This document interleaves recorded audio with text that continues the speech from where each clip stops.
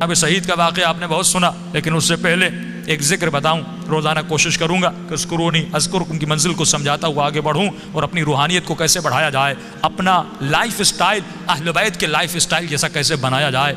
یہی ذکر کتنا فائدہ دیتا ہے. ایک شخص کہتا ہے میرا باپ بڑا گنہگار تھا، میں نے غسل و کفن دے کے اسے دفن کیا. رات کو خواب میں اپنے باپ کو دیکھا. تعجب تب ہوا جب میں نے اپنے باپ کو جنت میں دیکھا. میں نے کہا بابا آپ تو بڑے گنہگار تھے، آپ تو بڑے خطاکار تھے، آپ جنت میں کیا کر رہے ہیں؟ اس نے کہا میرے لال 3 دن تک میری قبر میں آگ جل رہی تھی، 3 دن تک مجھ پر فشار قبر عذاب قبر میں مبتلا تھا، لیکن 3 دن کے بعد کچھ قبریں چھوڑ کر ایک نیک خاتون کو دفن کیا گیا، جس کی آنے کے بعد پورے قبرستان میں جن جن پہ عذاب ہو رہا تھا ان پر اللہ کی رحمتیں نازل ہونے لگیں. فرمایا نور برس رہا تھا. کہ بابا یہ کیسا نور تھا؟ کہ جیسے اس کو دفن کیا پہلی رات بھی، دوسری رات بھی، تیسری رات بھی اس کی قبر میں حسین ابن علی آتے تھے.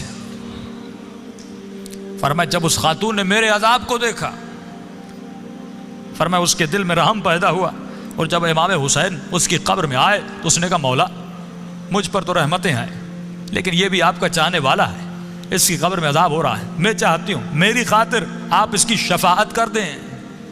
کہ اس وقت امام نے دعا کے لیے ہاتھوں کو بلند کیا، میرا عذاب ختم ہوا. کہ بابا وہ خاتون کون سی تھی؟ کہ اس کا نام یہ تھا، اس کے شوہر کا نام یہ ہے، فلاں محلے میں رہتی تھی. یہ نیند سے اٹھا، اس محلے میں گیا، اس شخص کا نام پوچھا کہ فلاں خاتون آپ کی زوجہ تھی؟ کہاں؟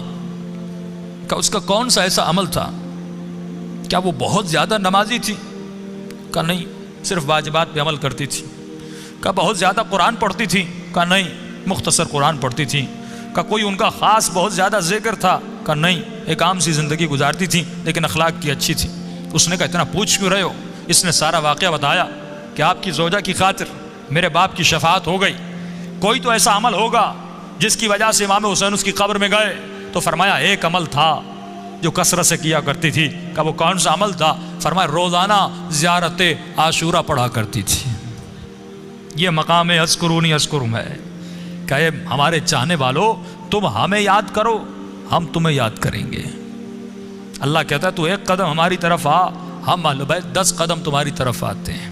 یہ قدم کردار کے اٹھانے ہیں، یہ قدم رفتار کے اٹھانے ہیں، یہ وہ قدم ہیں جو جناب سعید نے اٹھائے.